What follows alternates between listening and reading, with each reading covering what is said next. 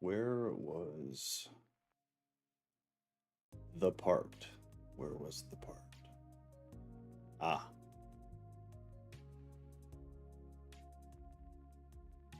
A larger agenda.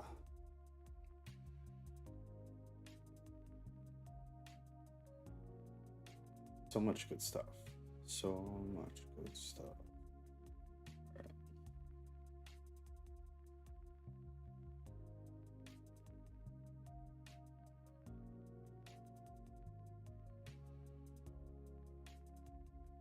Astora.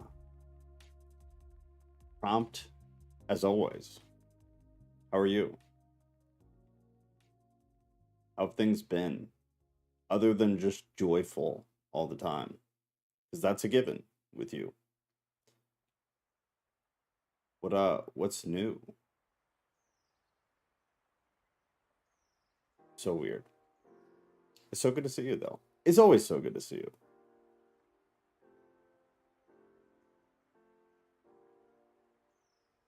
Hearing my own voice in my ears is one of the most atrocious sounds ever. It's just quite terrible. It's quite terrible.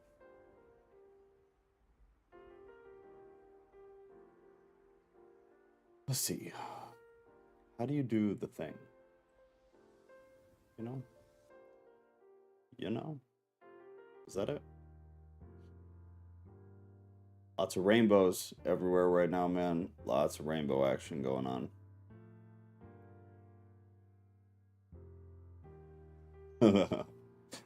We love you, Pastora.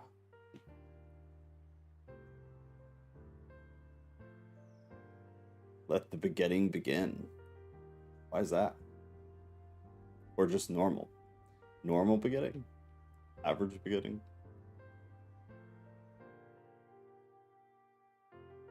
Pastora's such a doll. Alright.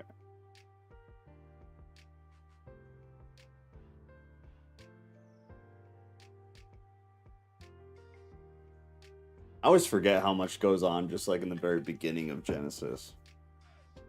There's a lot of stuff in there, man. There's a lot of stuff in there.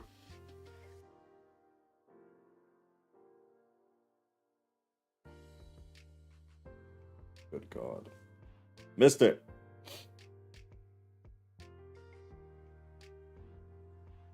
You got the dome going on. You got conspiracies about why the words sun and moon aren't used. Some good stuff. Some good stuff in here. And all coming from somebody who's super biased about Genesis, so I have to be very mindful and unbiased. But I am biased, so just responsible with my my biases, I guess.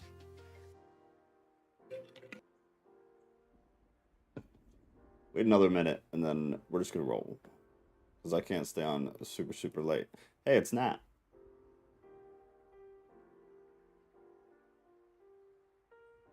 Pastora needs to, like, she needs to be like the only person who gets the suicide helpline calls, because nobody would ever commit suicide ever again. You know what I mean? Shit, I don't know if I can say that on here. It's too late now. But that's what she should do. She should be phenomenal at that. The rates of unaliving oneself would drop just significantly, very fast. All at once.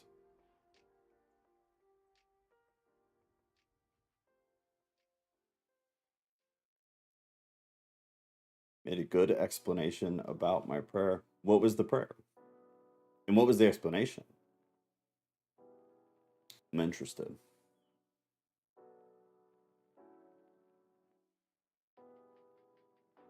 All right. So, couple things. I guess she's the most positive person I know. Yeah, she is. I've met a couple people who are like pretty positive. I work with a guy who's insanely positive, but it does not even compare to what Pastor's got going on. She's like the poster child for what it is to, like, I can't remember like the cheesy Christian term for it, but like being filled with the Spirit of God, basically. The glory of the Spirit of God, like Pastora is it. She embodies it. All right, so a couple of things like off the bat, and I'll try to remind every time because it's pretty important. But just remember, Christians don't exist. So you don't read this from a Christian perspective. In a sense, you do, because like that's the reality now. But if you're trying to like actually exegete the text and not trying to apply it to your life today, which is not necessarily what we're here for. If you're going to just exegete, Christianity does not exist. It's not a thing at all. Nobody's ever thought of it. Nothing exists, actually, right now, to be more clear. Nothing exists. Some stuff is about to exist. But as we go through like the Old Testament every Sunday, Christianity does not exist. So don't approach it with like a Christian mindset. How do I apply this to Christianity? I'll point some things out like to connect dots, but just for like best practice is to just pretend it doesn't exist. If anything, you are a Jew and you are reading this text because you'll get more out of it. It'll make more sense. Christianity, nada. Judaism only, if even that. But try to listen and like read it objectively. It is text that is trying to express things to you. I wouldn't use any lens. No Christian lens, no Jewish lens, no nothing. Just take the text for what it is, and then we'll point things out kind of as we go. So that's number one, is like total shift in perspective. When we do the New Testament, you have to be thinking of like early Christianity. What were they dealing with? What was going on? The way, the early church movement. None of that. None of it. Things are just happening. The moon, the stars, the animals. It's all just happening. Nobody cares at all about how to do baptism or any of that crap that you read about in the New Testament. Total change in perspective. So the opening narrative, we get the introduction of the main character, and that is God. And it immediately gets kind of confusing because of the way that Genesis is just written, the way that it's expressed. And then when you get into the massive depth of, I guess, call them conspiracies, but also just like general debates and arguments about what is literal, what is imagery. It's difficult. So we'll try to talk about a lot of it. But Genesis in and of itself, one of the perspectives is just like, what is God? Who is God? And how did things get here? Are kind of the questions. You get to see, in a sense, whether you take it literal or not, how things came to be.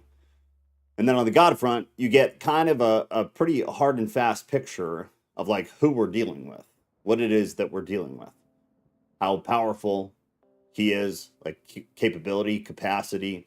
You get a pretty clean shot of all of that stuff. The creativity of God, the timeline. Again, if you take it literal, I'm going to try to go through a lot of this, just like these are the views from people, and I'm really probably not going to talk a whole lot about where I land on any of it because I have a pretty hard stance on a lot of it, so it wouldn't be right. So in the beginning, God created the heavens and the earth, and immediately things get wild. The last thing that you need to just be conscious of is like Greek, it's not a thing. New Testament, everything was Greek. What is the Greek? It was Paul relating things to the Old Testament. Now it's just Hebrew. Everything's Hebrew. The way the Hebrew language works is dramatically different from Greek. The way things are expressed, how to understand things, dramatically different, especially as an English speaker. Because just like Greek, but even worse, Hebrew does not translate to English. It just doesn't. So it's a matter of like playing puzzle piece and trying to make sentences and context make sense while also reading things that, in my opinion, oftentimes are intentionally cryptic. It's really difficult. It's really difficult. But he opens with that. It's the phrase that everybody knows. In the beginning, God created the heavens and the earth. There are already two possible interpretations of what is going on, of the phrase. The absolute beginning of all time, which I'd say is probably like the normal Christian perspective, or a non-specific, or at least somewhat non-specific, general beginning of God's work of creation. Meaning, we only know in Genesis what we know. There could have been other stuff. One of the really weird, I guess not weird, it kind of makes sense. It's kind of a human thing to do, is stay trapped in your perspective of understanding and stay trapped in your perspective of what you can conceive. And we've talked about that a lot. There is other stuff that you have not conceived. It doesn't make it not exist. It exists. Just because you haven't experienced it with your senses does not make it not exist. So there is a possible second interpretation of what's going on. Either, again, a specific and absolute beginning, or a non-specific, general beginning of God's work of creation. 2, the earth was without form and void, and darkness was over the face of the deep. Actually, first, let me take it back 1 minute. No, we'll come back to this. Yeah, we'll come back to this. Yeah, we're good. So, without form and void and the darkness, the earth was without form and void, and darkness was all over the face of the deep. It's a lot of imagery. It's trying to express something, right? So you can take it literal, that literally the earth was without form and was void, and darkness was over the face of the deep. Or you can take it as, what is the author trying to express? What am I meant to take from this? Why did they choose to express it the way that they're expressing it? So one of the Hebrew terms that was used, 2 of them, they describe material substance that lacks an edge. It lacks like an ending point, a boundary. It lacks order. It lacks a definitiveness to it. It lacks definition, which plays to the possible second interpretation of was the prima materia. Okay, hold on.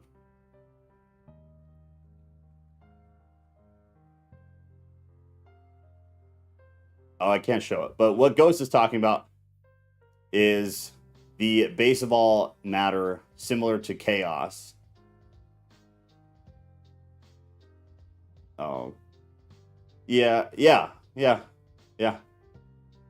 And that's a good way to picture it. Let me pull this up.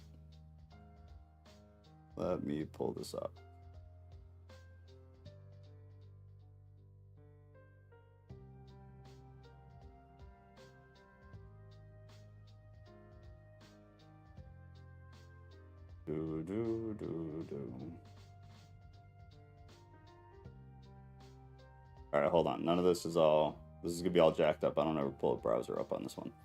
All right, so this is what Ghost is talking about, and I think it's a good way to picture it because it's the lacking of, but it is still something. So let's see, where's like the quick. It's gonna be really hard to quickly try to. Esoteric alchemists describe the prima materia using simile and chimerics concepts. Like, what's a good, just like quick definition though? They've compared it to everything. It's like everything and nothing. How would you describe it in like a sentence? I don't want to read this whole thing.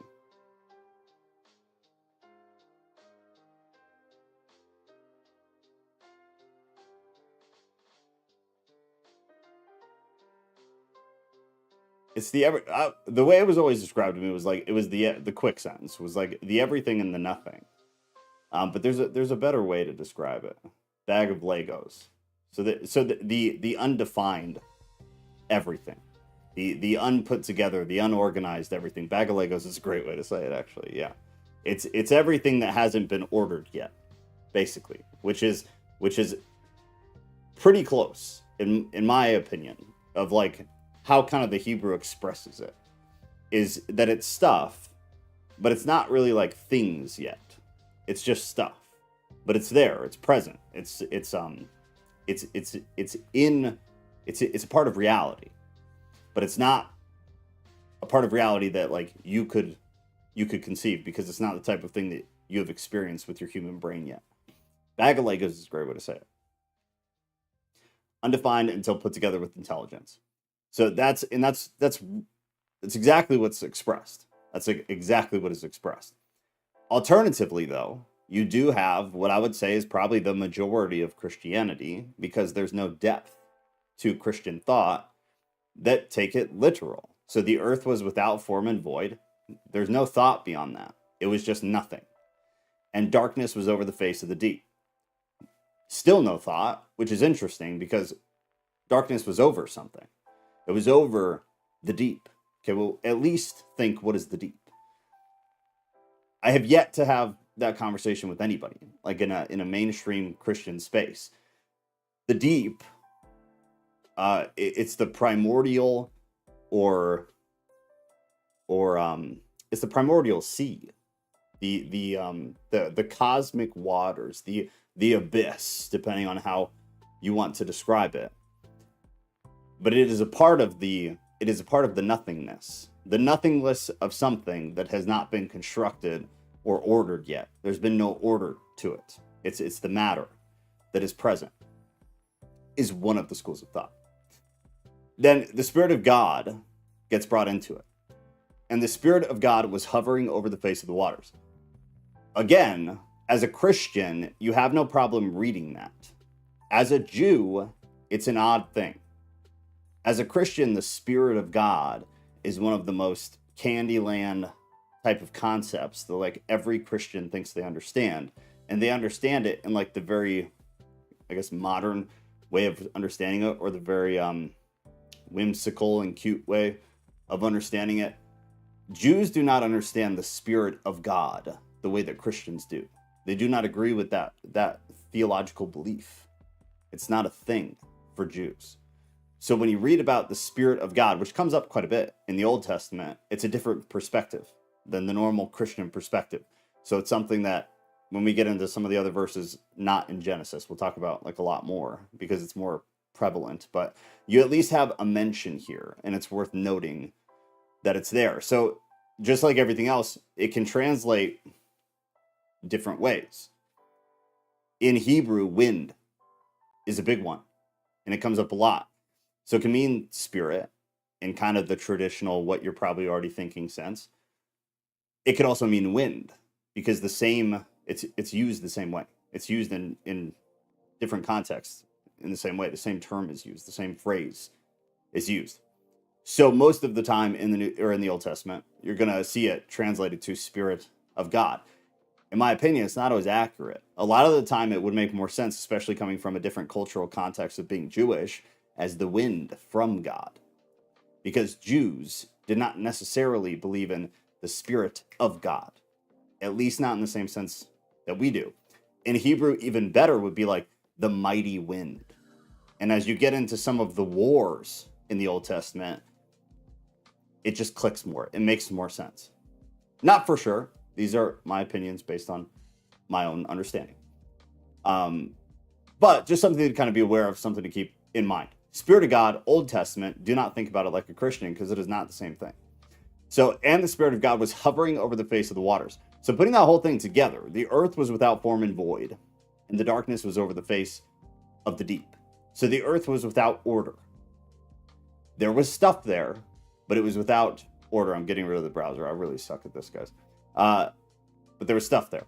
The darkness was over the face of the deep, and the Spirit of God was hovering over the face of the waters. So over all of it was the mighty wind of God, in my opinion, is the best way to translate it. I can't imagine living without whimsical God.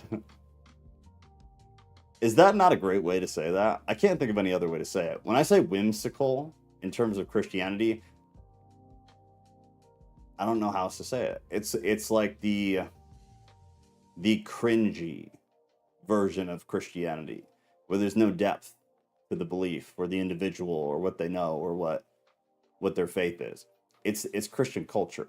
To me, is like, it's whimsical. It's like this, oh, there's this God who's like over everything, but they don't fucking believe that.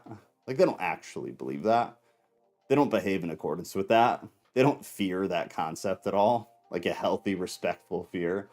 It's just like, it's a whimsical thought of like this magical deity that like is going to make sure your kids stay healthy. It's a whimsical thing to me. If you can think of a better way to say it, let me know. It's the best I got. Verse 3. This is going to take a lot longer. And God said, "Let there be light." And there was light. And God saw that the light was good. Was good is going to be a big thing too. But let there be light. You're going to find people say there's a contradiction here, if you haven't already, with the order of the lights. So we'll talk about them a little bit. God creates light in Genesis prior to the sun, which is confusing for most people because they think the sun is the source of the light. But then later they read that again, or so they think, and then they become confused by that. What's happening is like it's reflecting the understanding of the world. Is the common interpretation. I want to be real careful with like how I'm wording things. In the Near East, in the ancient Near East, the sun does not serve in most contexts as the source of light. So for the audience and for the author, it would make sense. God created light before creation of the sun, which happens in 14, because of the understanding of the world. Due to culture, their understanding was that the sun did not serve as the source of light. That's a very common interpretation. Beyond that, kind of hard to deal with the contradiction. You can think of more philosophical, theological answers for it, but you're reaching, which is okay. But you just have to know that you're reaching because there's not a whole lot to back it. Go said, when we imagine something, our spirit or thought form hovers over our deep neural network. We are just smaller versions of God, which is interesting because I was talking to Kat about that this morning. In essence, yeah. The sun wouldn't work unless God first conceived of the concept of light. Right. Because we're going from nothing. We're going from the bag of Legos. And really, we're going from before the bag of Legos, depending on what you believe. But either way, you're either going from absolutely nothing to a bag of Legos to creation, or for many people, it's you already have the bag of Legos was here, which in my opinion is hard to deal with just logically. But if the bag of Legos is already here, now in Genesis, you have God coming, sitting crisscross applesauce on the floor and taking the Legos out. And now here everything comes. So he said, let there be light. And there was light. And we'll talk about the light again in 14. And God saw that the light was good. 7 times. 7 times. I know. Numerology people, I know. 7 times we get the is good. His work is good. What he's doing is good. 7 times throughout just chapter 1.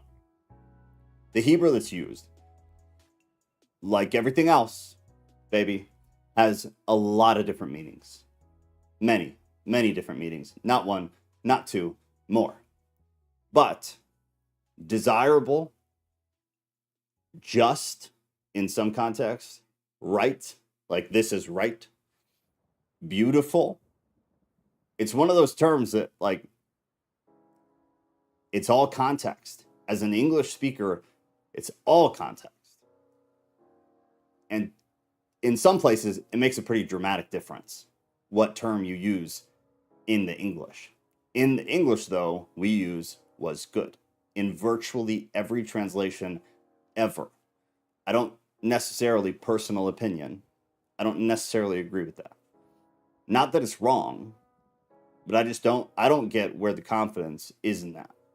When you have so many other descriptive terms that would work in context, and when we have nothing to say that it wasn't any of them. I don't know if it was for simplicity's sake, which is oftentimes why we translate the way that we do. I don't know. Either way, though, you could replace was good with things like desirable. It's not suitable for baby girls. I totally agree with you. Right. I think right is a good replacement. It was right. There's a difference in English between saying God created the light and it was good, or saying God created the light and it was right. It was correct. It was accurate. It was substantive. Others would be desirable. It works. Beautiful. Damn right. But it's hard to tell, right? It's one of those things. But either way, no matter what you can bank on is like he's confirming or affirming that this stuff it's good shit. Like what is happening, it's good shit. What I'm doing here, it's good shit. And then he's going to continue out. El Rodriguez is there. Hey, Rodriguez.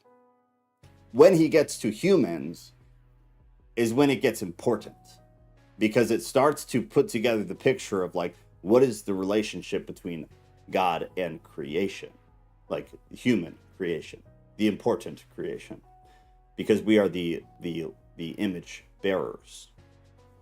So it's interesting.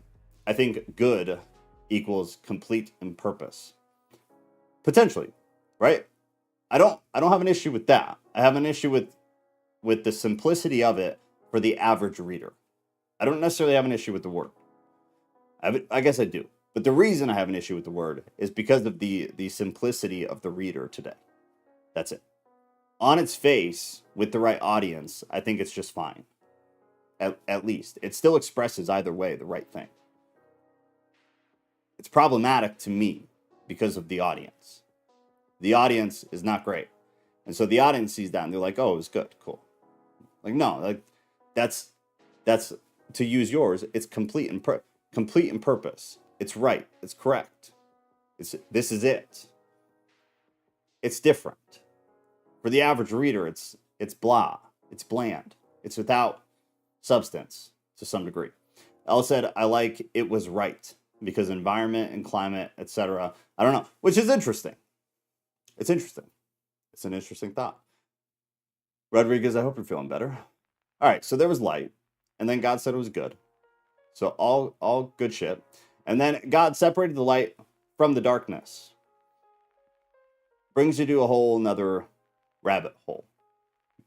Timelines, days, literal, figurative, actual, not even close to actual. Just depends. But what you're getting is the division of time.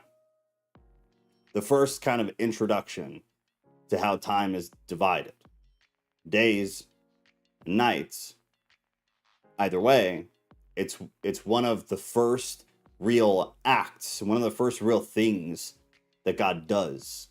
It's one of the first actions that we get. So, if you take Genesis literally, then that's literally what it means. If you don't, it opens up the thought process to a lot of different things. One question is why is that? Number one, is it required? Is it as simple as day and night are required for the human life not human life, for all of life, creation that he was about to build the Legos with, had to have day and night first? Or was there some kind of was there a more esoteric reason for it? Was there a more philosophical reason for it? Just questions. Go said good also has a cohesive connotation. True. It's not a bad word. Interesting, for some reason, the thought never occurred to me that this is when time was created. Absolutely, which is very important.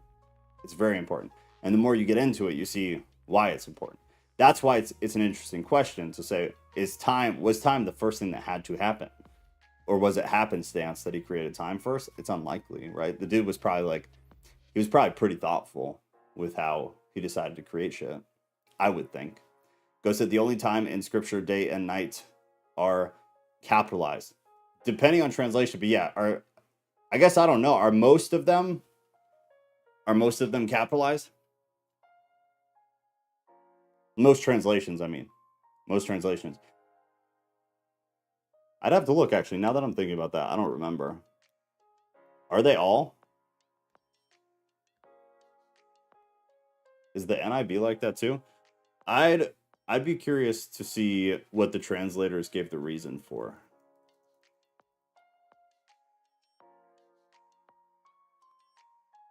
What is the cookie cutter reason? Oh, reverential.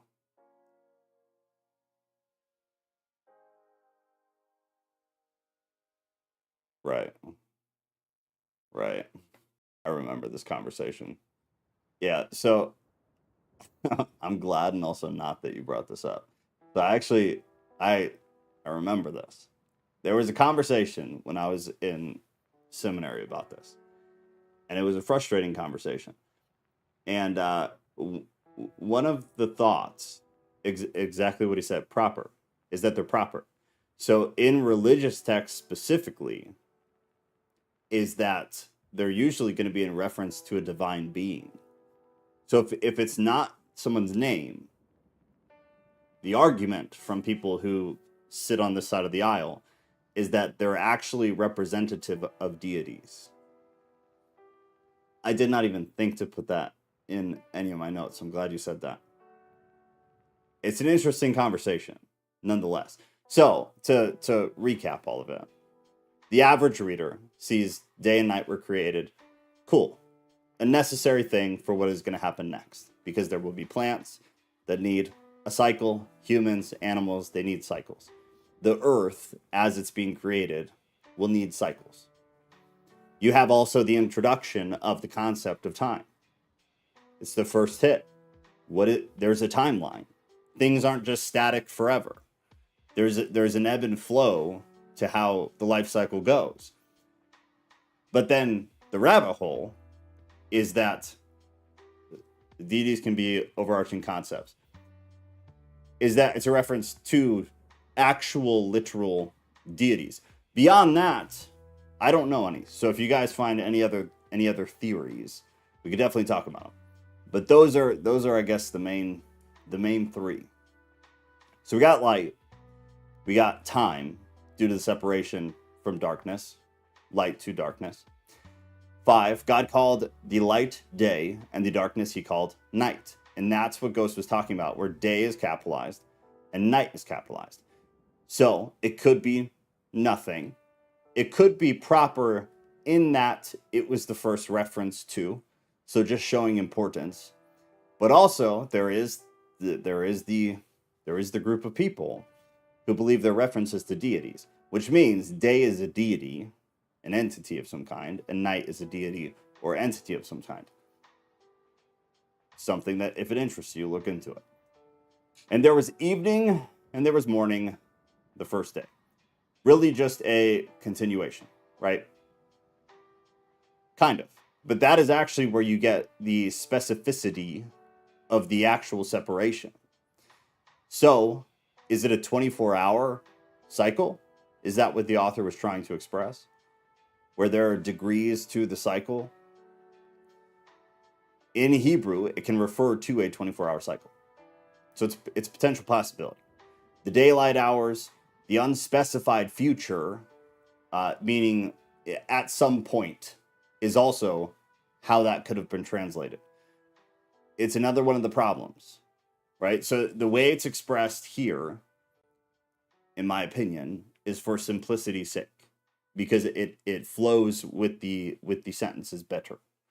But the actual Hebrew yam, which is, I feel like it's a pretty common word that a lot of people know, can be used in many different contexts, and it can mean a lot of different things. It can mean several different things. The meaning of the word, it's not clear enough to not have the debate over whether we're talking about a literal 6-day cycle, which we'll get into, because that's the story. The 6-day cycle of creation, not cycle, the 6-day creation story. Or it's symbolic, because the word yam can mean at some point. It can mean unspecified in the future. It doesn't mean literal, but it can mean literal, which is why there's a debate. Then you bring in the sun, which is kind of a marker, right? Same with the moon. These things mark the time of day. The sun will mark the beginning of the day. The moon will mark the beginning, basically, of the night cycle. I think the fact that they're proper nouns points to the importance of duality being the backbone of the universe. I tend to agree. I think they were made proper just because of the importance of them. Yeah. It's important. Day and night is kind of like everything about your life revolves around the day and the night. I think it's something that people underestimate or underthink about, at least. Everything submits to the cycle of day and night. It's kind of an important thing. It could also mean other things because it's the first time the word is being used. Well, true. In my yom, we had a walk barefoot backwards uphill and in the snow just to get to school. Okay, so interesting. That starts the whole debate over whether creation was literally 6 days or whether it was an unspecified length of time. My personal opinion is that it was not literally 6 days, but that is the general Christian belief. I'd say that's probably the majority, because the majority just read the Bible, they read it word for word, literally, and there's no depth to actually looking into, okay, well, what does yom mean? Where else is it used in the Bible? Where else is it used outside of the Bible? Is it used more in a literal sense, or is it used more in kind of the unspecified sense? You don't really get that. It's a factor, and it's an important factor. 6, and God said, let there be an expanse. Get your fucking tinfoil hat on, baby girl, because here we go. One of the most changed verses in Genesis is this.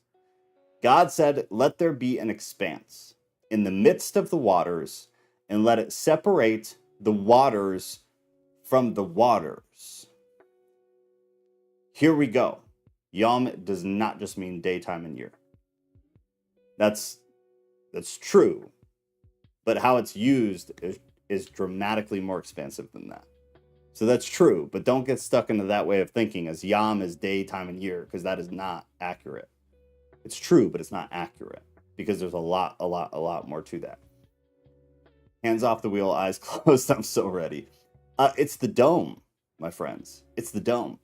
Many of the earlier manuscripts, many of the earlier translations have a vaulted dome where it says, let there be an expanse. I haven't looked into this in a very long time, but from what I remember is that this started to get really heavily removed, I want to say in the 1800s. I could be wrong, though. It could be the 1900s. I don't remember.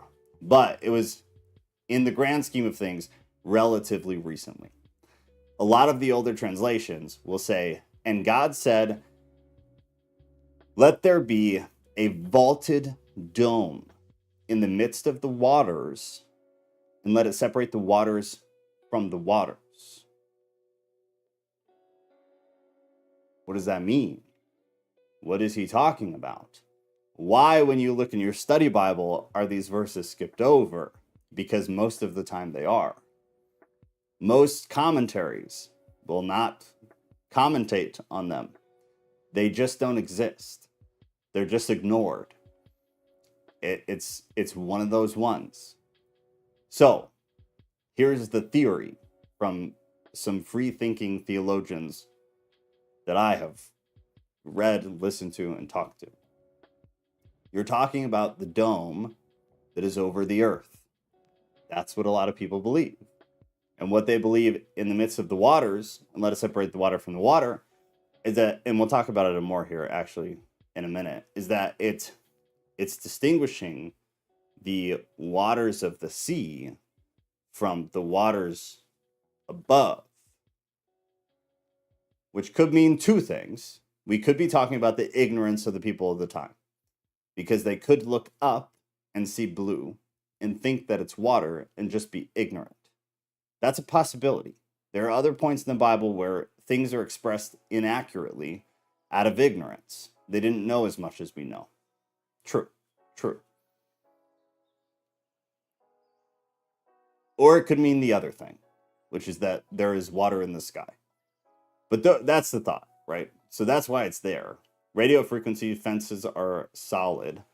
in the sense that anyone strapped with a shock collar on wouldn't be able to pass the frequency fence, effectively making it a solid barrier. So taking it to the radio frequency level. I don't know. It's an interesting section. It's one of those things where you go, why is it ignored? I'd be interested for any of you who have commentaries or have and I'm not online commentaries. I'm talking a paper, a book. Pull out your commentary, pull out your study Bible, and see what it says for verse 6, 7, and even add 8 in there. I'd just be interested. So if you find one later, put it in Discord and tag me in it, because I want to see. Most, if not all, that I have, they ignore it. I've seen some with a very crappy, a half-ass, kind of like, I need to comment on these, but I'm going to skip right past them, basically. Most of them will just ignore it altogether. But that's the thought, right? So 7, and God made the expanse, right, the dome, and separated the waters that were under the expanse from the waters that were above the expanse. So again, from the waters on the earth to the waters in the sky or in space, if you believe space is real. And God called the expanse heaven above. And there was evening and there was morning the second day. So there's your conclusive end to the beginning of the timeline. And God said, let the waters under the heaven be gathered together into one place, and let the dry land appear. Again, remember, different culture, different time, different understanding, different knowledge, and just kind of different view on the world, pretty dramatically. So in the ancient Near Eastern mind, they look up at the sky, and if you put yourself in their shoes, it's reasonable to think the sky is holding back water. Because if you don't know anything, and you have no technology of any kind, I could see how you might think that is water, and that something is inhibiting the water from crashing down on top of you. It's an understandable thought. The other thought is that space isn't real. It's an ocean in the sky, and there is a dome over the earth, and it's the only thing stopping us from dying. He says, dry land, and let dry land appear. This is significant because later Moses, the Israelites, same term. Dry land, dry ground is safety. It's safety from the sea, because the sea is crazy, especially at the time. Just in a general context, but there's some literature to possibly make you believe that the sea was more hectic than it is today. The seas are very calm today. Literature, if you're going to take it literal, paints a picture that perhaps the seas were not quite as calm at the time. Then you get the story of the flood, and it furthers this thought that the Near Eastern people had of the sea is this chaotic, crazy, dangerous, awful thing. So dry land was safety. So in context of the Old Testament, it's just an important perspective to have. You'll see dry land brought up a lot, and you're like, who cares about dry land? They did. A lot. It was significant. It like I said, in Moses, it's brought up significantly. And then the Israelites crossing the Red Sea, dry land during that story was significant. It was the conquering of in that context. So it's an important thing to just keep in mind. Now, 11, the EMF around the planet is the solid dome, Go said, from my estimation. Much easier to explain EMF to an ancient by using images they can understand. They could understand solid glass better than EMF. True. Which I don't disagree with. It's one of those things, when you talk about it, I don't disagree with it. I've just never thought about it in the same sense as you. But the concept, I'm with you on, for sure. But from a personal perspective, I'm with you on. Then tying it into the Bible is another game that I just need to play more. But the concept of itself, I agree. I think it seems it seems pretty obvious that there is something that is causing a separation. I feel like with technology now and with understanding now, it's relatively obvious that there's something. The EMF, I think it's a good answer to it. Go said, I think the EMF is part of the bag of Legos. I think it's part of the creation process. Yeah, I don't disagree. I absolutely agree. I absolutely agree. I think you and I think about it in different ways, but I think what we're thinking about is the exact same thing. There wasn't a planet before light and darkness yet, though. No EMF just yet. There wasn't a planet yet. You don't know that. It's a fair thought, though. But wait, because now there is. And God said, let the earth sprout vegetation. So there has to be a planet, right? Maybe very early on we could say that. But the insinuation in the way this reads is that the planet was there. So very early on, without form and void, and the darkness was over the face of the deep, and the Spirit of God was hovering over the face of the waters, then perhaps a void of planet. At this point, I don't think we can say it anymore. So when did the EMF come? Or when was it established? Or when was it ordered? When was it put into order? That would kind of be the question, I guess. And God said, let the earth sprout vegetation, plants yielding seeds, and fruit trees, bearing fruit in which is their seed.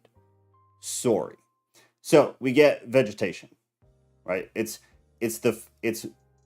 one of these first indirect parts of the sequence where God brings something in. It's an action made. It's a thing done.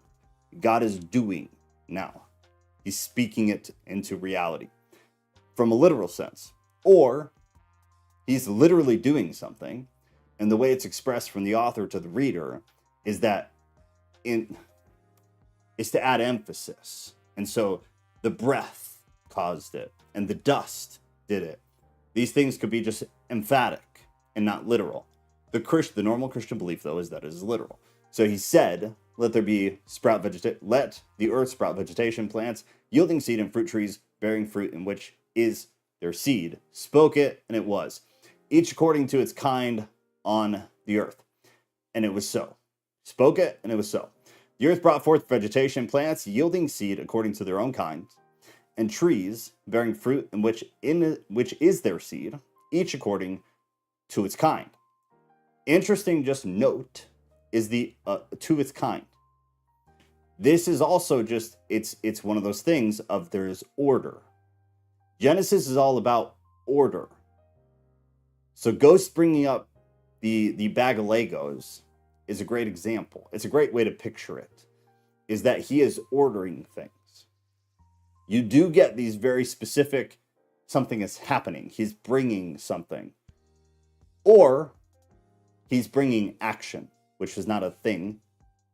It's more of a movement. But he's doing, and then things are happening with the Legos.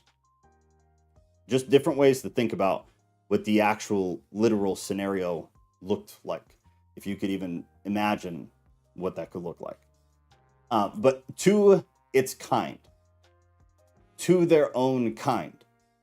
Order. And God saw that it was good. There's another one of seven. It was good. It was right. It was desirable. It was beautiful. It was correct.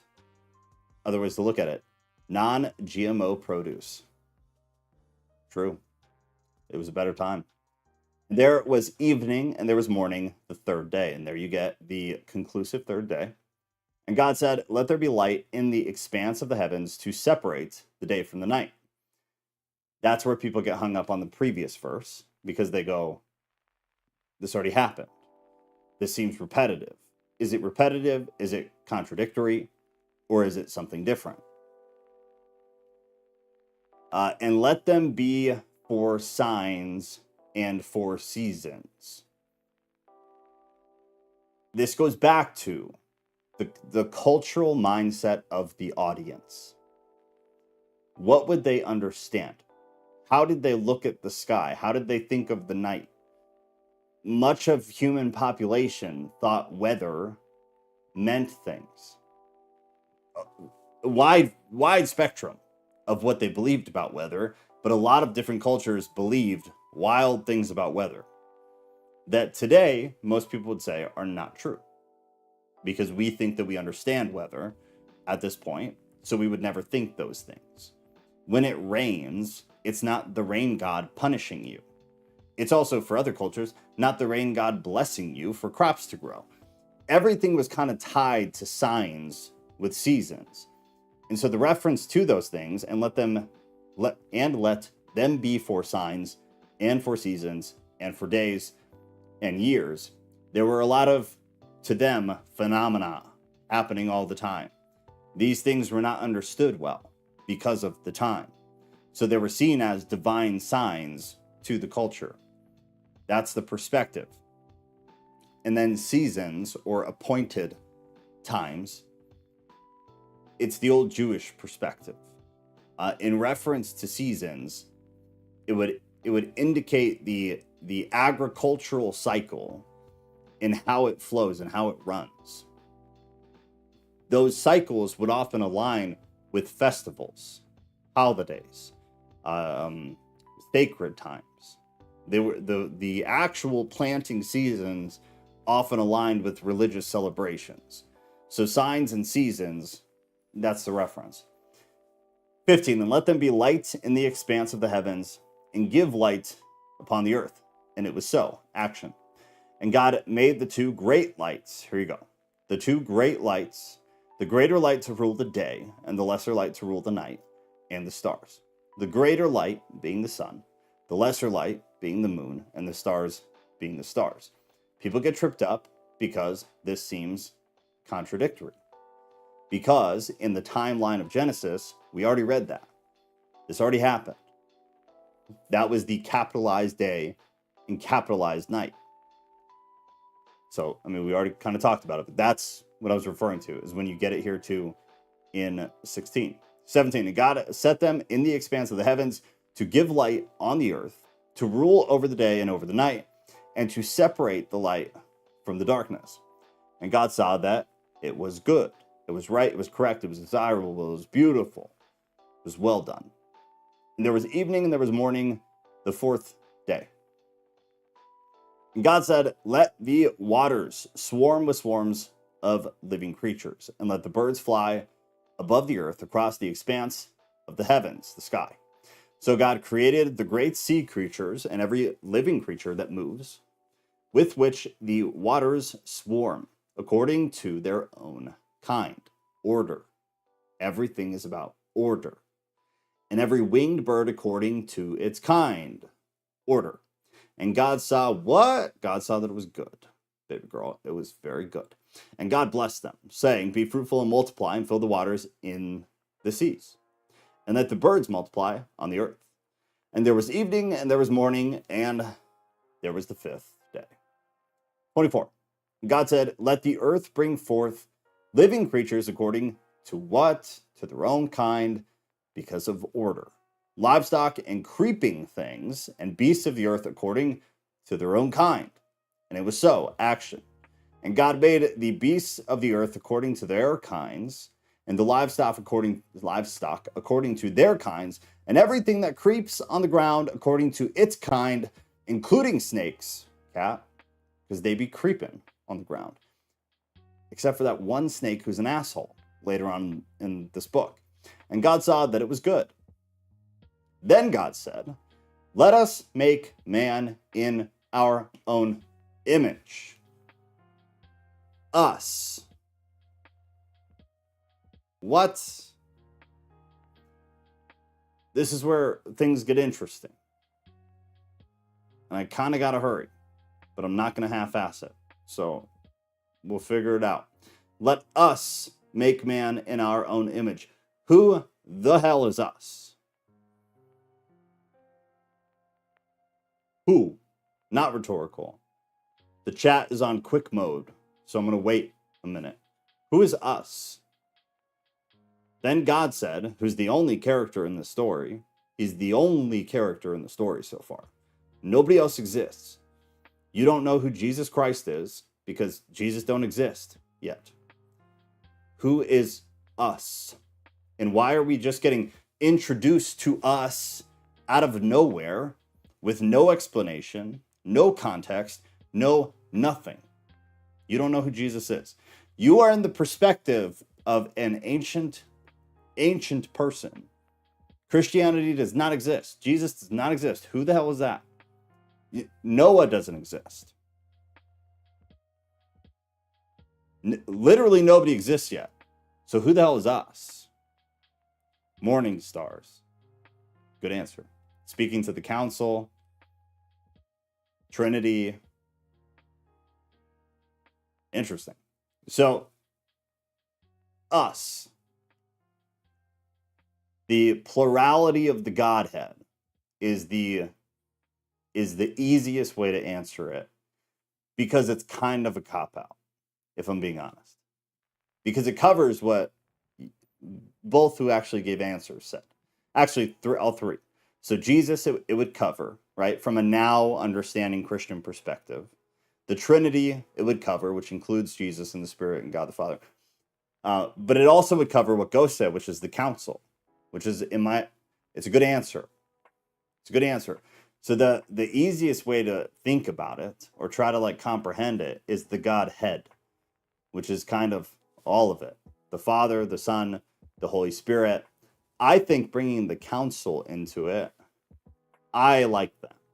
That's the way I look at it, is that the Godhead includes, obviously, the three.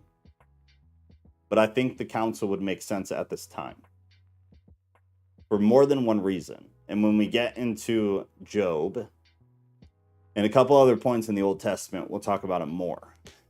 But I see the us here out of nowhere with no context as all of it, personally. You got to figure out where you sit with it. But from going through all of the Old Testament, Job specifically is a really important one. But understanding the way that the heavenly council is talked about, which is, it sounds so stupid and childish saying that. But the actual concept of it is not. There's a hierarchy to things. This entire book is about order. It's annoying as hell how much it's about order. Well, there's order among the spiritual world. There has to be. Otherwise, nothing makes sense. Order was pushed amongst creation. Not just people, everything. There's an order to insects. There's an order to trees and plants. Every fucking thing is ordered on this planet and off this planet, in this frequency and elsewhere. Order rules everything. And it's not a dictatorship. It's order. It's not a these things are better than these things, although sometimes you could argue that's true. That's not what it's about. It's about order. There's an order to things.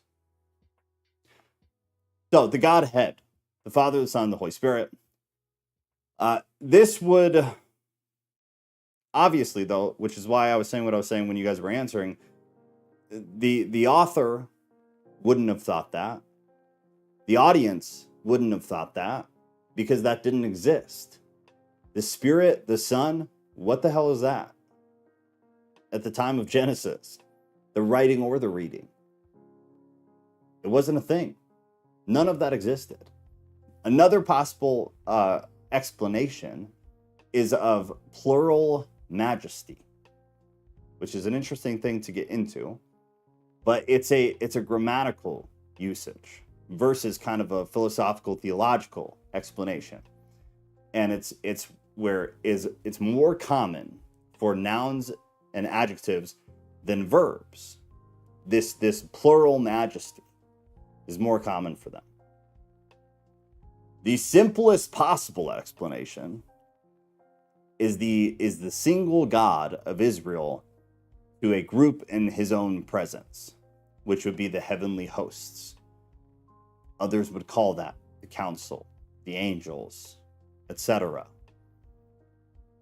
But, like I said, due to other places in the Old Testament, Psalm, Job, elsewhere in Genesis. It seems to me the most honest and accurate answer would be the entirety of it. This is my opinion, though. Besides, time was just created, so to say Jesus didn't exist yet is only a reference to our earthly dimension. Well, it depends on what you believe. Depends on what you believe.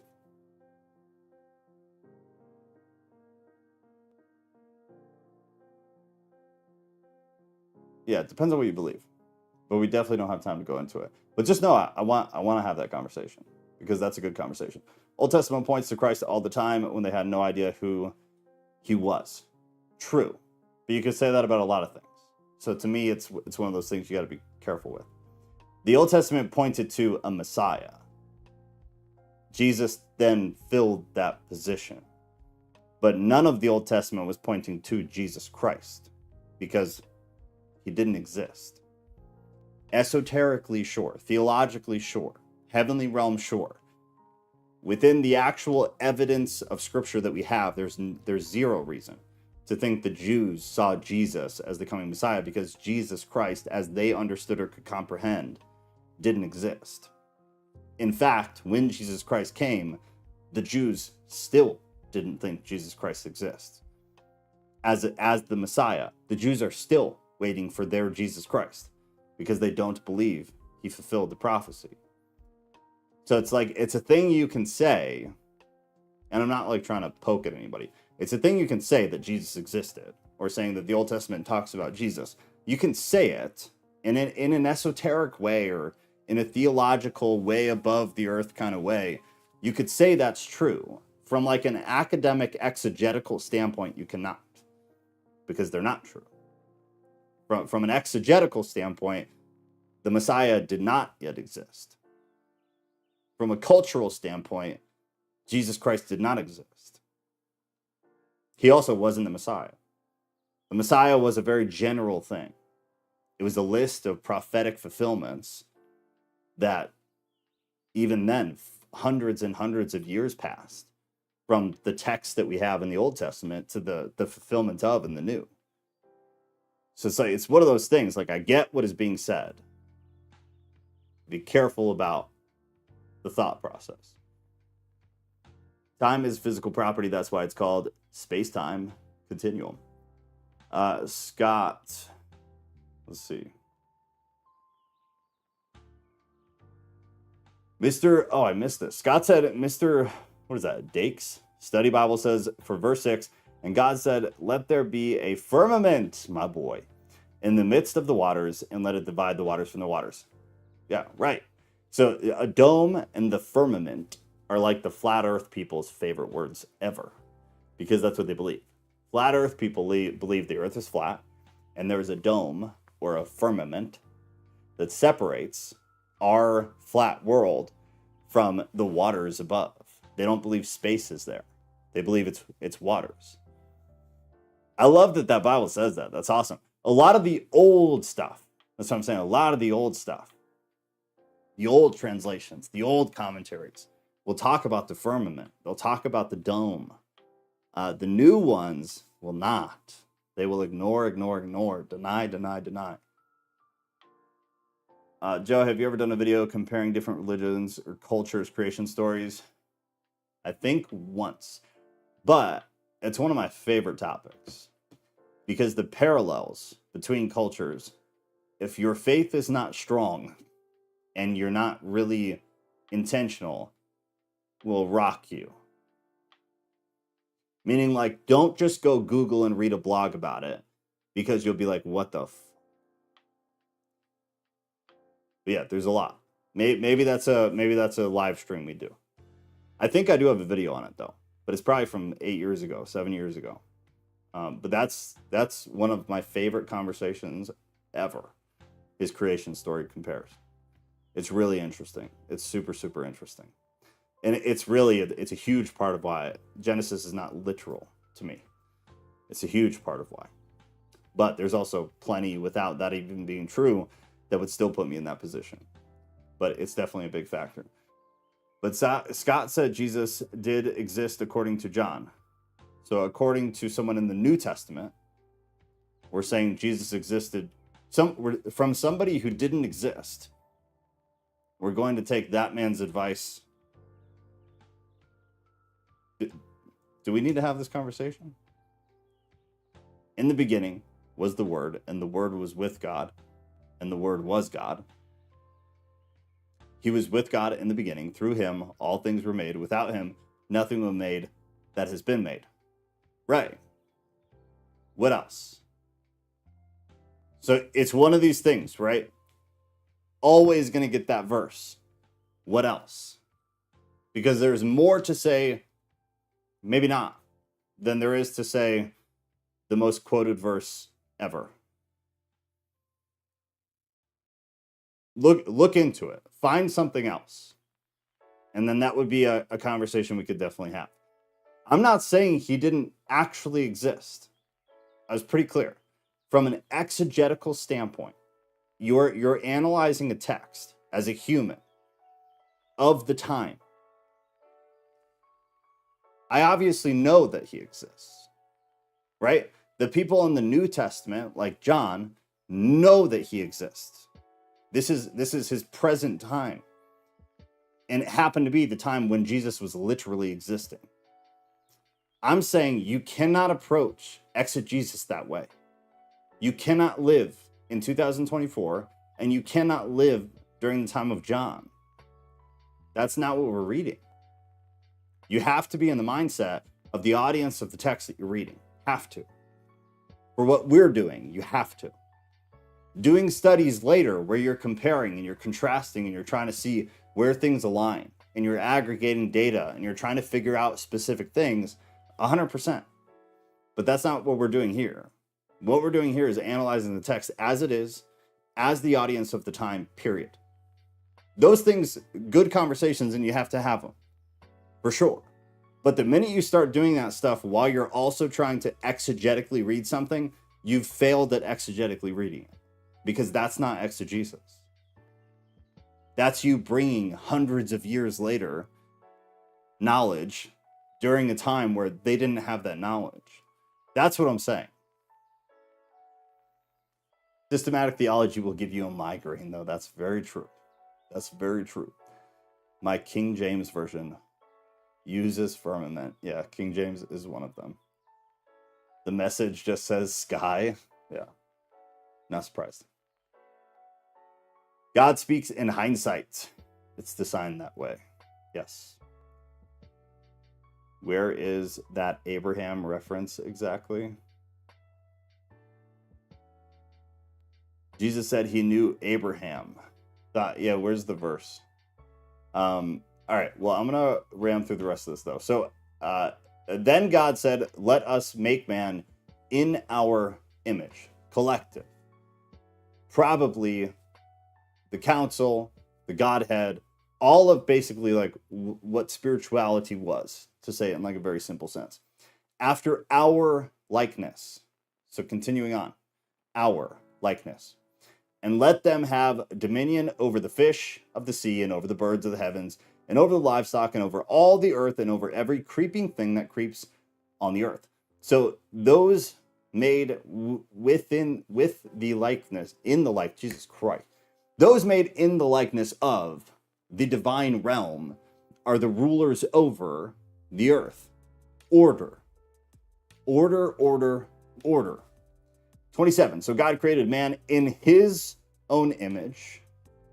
There it's not our. We didn't create man in our own image in there. So God created man in his own image. In the image of God, he created them, male and female. He created them.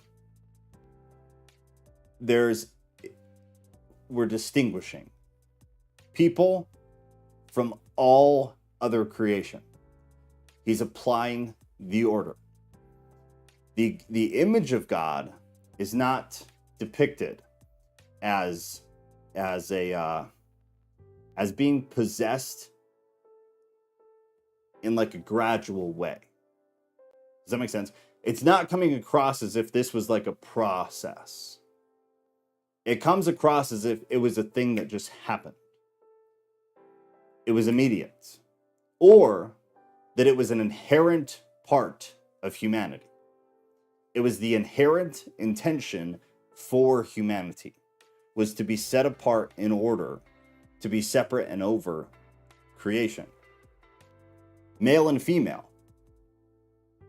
There is no distinction between status, which is important, because later people complain that there is, when even then there isn't.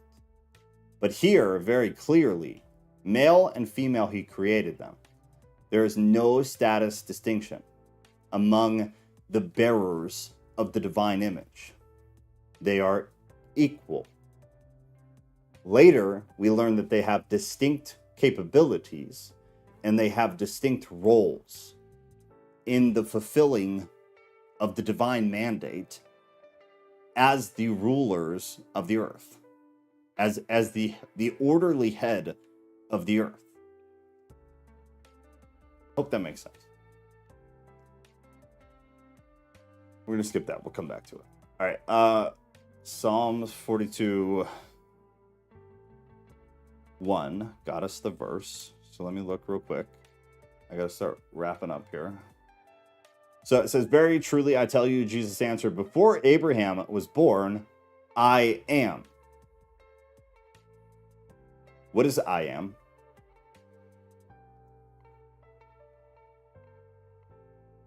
What is I am?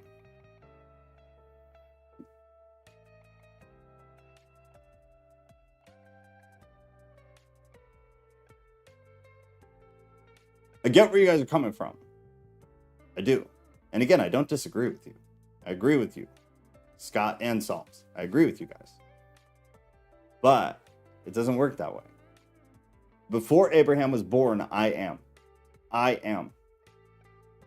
Yahweh. God. Right. So yeah, Jesus was there before Abraham.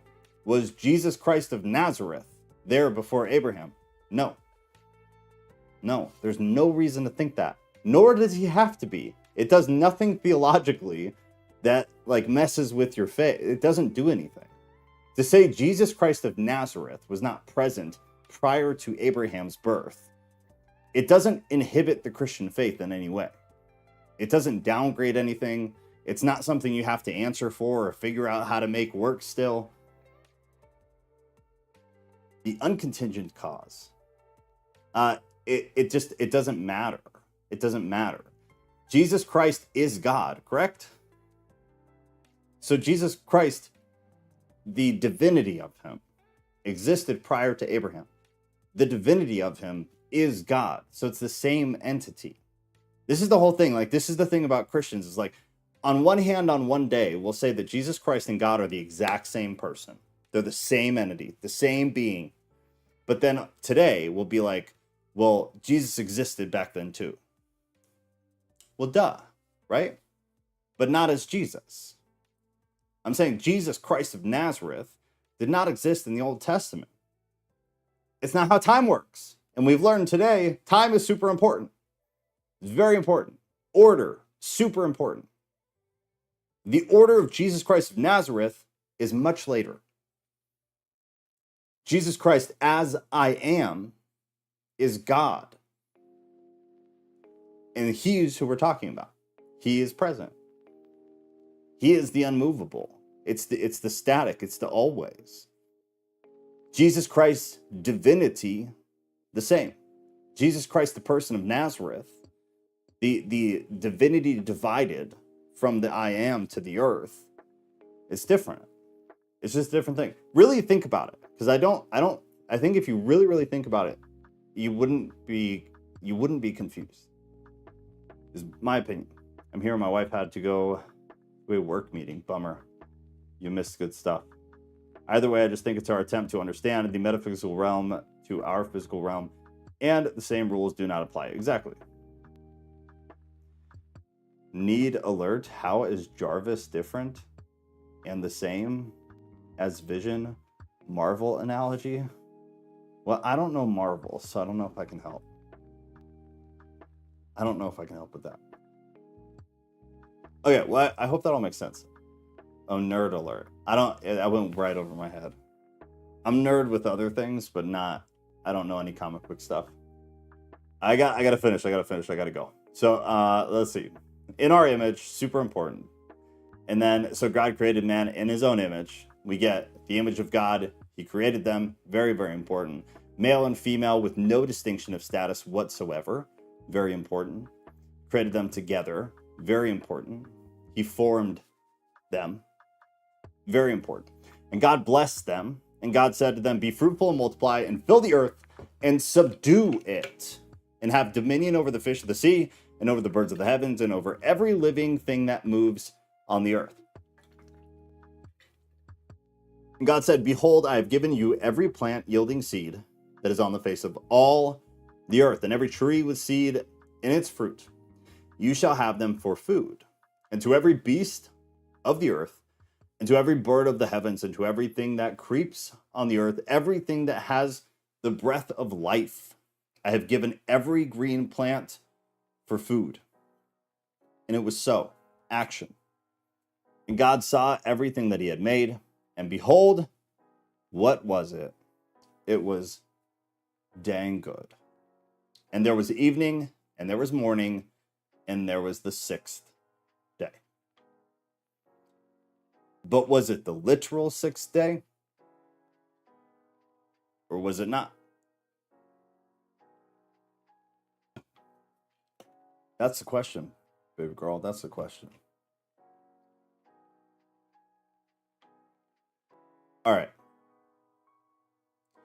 Well, there's a taste of the Old Testament. It's very different. It's very, very different. I feel dramatically different when I go through the Old Testament than when I go through the New Testament. I have to be in a completely different frame of mind. So I hope that extends to everybody else too. If you're not, it's something that I would like do some introspection on as to why you don't. Everything about it needs to be thought about in a different way. Literally everything about it. And you got to try to not be a Christian when you read the Old Testament. I'll make the connections to Christianity. I'll always do that. So I think it's like better practice for you to just pretend you know nothing about Christianity. When the connection is necessary, I'll bring up the connection. And then we'll talk about why it's important to connect them.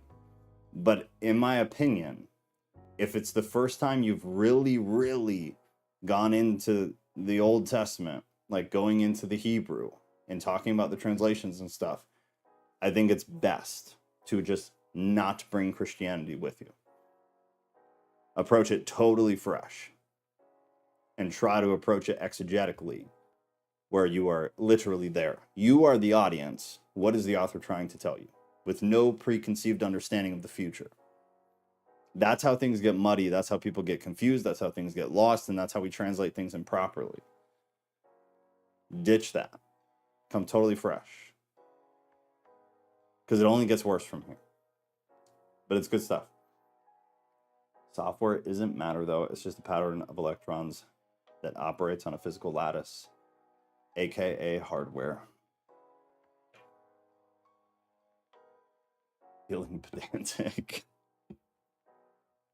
All right, I gotta roll, but Thursday, New Testament, and then Sunday back to normal.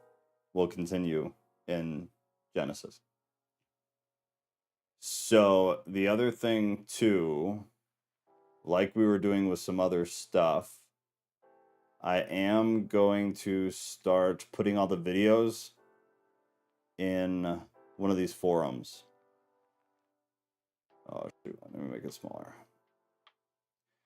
So like we were doing with the culture and news thing and the theist thesis thing and everything else, I want to do something similar where everything's kind of consolidated and where you can watch the old stuff. Oh, dang it. There you go. So I'm going to pin to the top Old Testament study overview, New Testament study overview, and it's going to be the order that we're going to go through the books so you can follow along. So we're starting in Genesis. This will be the order in which we go through the Old Testament. I'll have another one pinned to the top for the New Testament. And then every time we do these videos, I have to go back a long ways, so it won't be tonight. But I'm going to put all the old Bible studies under the New Testament that we've already done. All the Old Testament ones will be under the Old Testament, so that then you guys can, like, anything that got brought up that we either want to talk about separately or you guys want to talk about, you know, together or whatever, there will be a place to comment underneath, and like it'll be a thread. So I'm going to do that. I started getting it set up today, and then I had to do a bunch of stuff for work. So that'll be soon. Next couple days, I'll get that ready, because this is going to be what we're doing for the foreseeable future.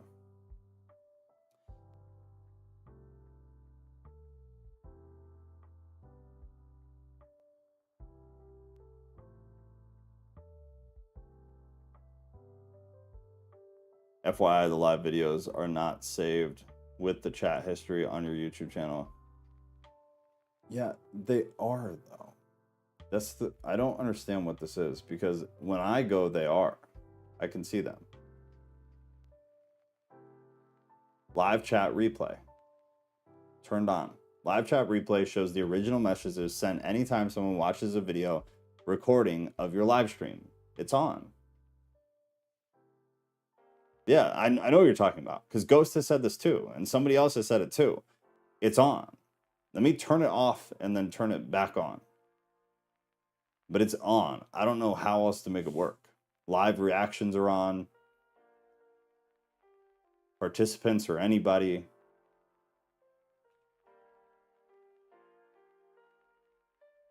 Comment moderation is off.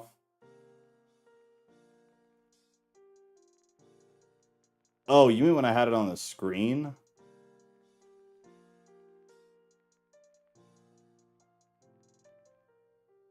Okay, are we talking about on the screen or live replay of comments, like if you watch the recording later? I can put it back on the screen. I just thought it was annoying. I don't care though, because I don't look at the screen. If you guys want the chat like back on the screen, like where my chest is, which is where I used to have it, I can do that again. Yeah. I just thought it muddied things up. I thought it was worse. But we can definitely do that.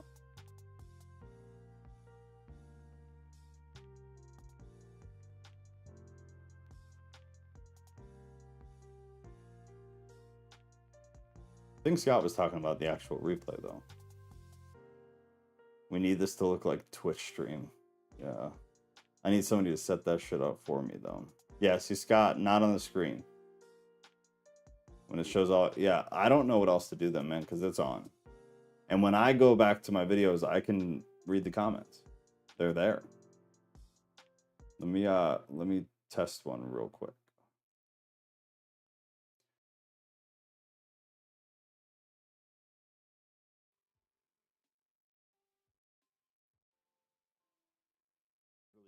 I have the chat, man. I'm looking at it right now. Here, I'll show you.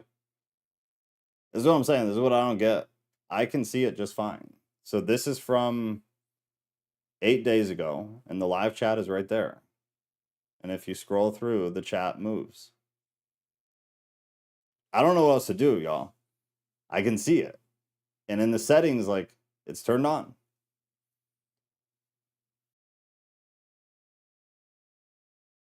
I like the chat on the screen so when others watch it later, they can understand the Q&A. That was what I liked about it, was that it was easier for that purpose. And people didn't have to look at the live chat because, like Scott, he's saying he can't see it. So there's people that are watching and they can't see the chat. But I can't fix it because the settings are proper.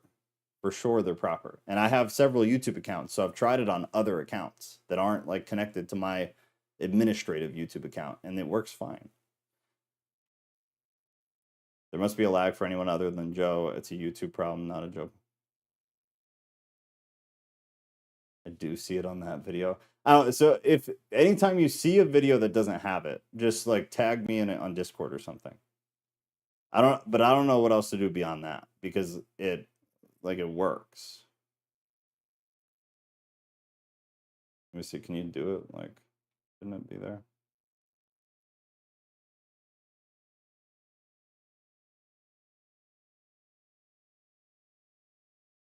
I guess we'll see with this one. I don't know, just pay attention. Tag me in any video that goes up where you can't see it. And then I'll get on a different YouTube account and I'll see if I can see it or not. But I know for sure the settings are proper. It's just a checkbox, and the box has always been checked because other people have said that too. So it's not just you having the problem. Other people have had the problem as well. But I don't know if there's anything I can do about it. The only thing that I could do is put the chat back on the screen, and then that would secure that from happening. Okay. I think it's just YouTube's doing weird stuff lately. It seems from what I'm hearing. So maybe, yeah, it was just a temporary thing, and hopefully it's fixed. But let me know if it goes away, because it's important. And if it's not working, then we can put it on the screen.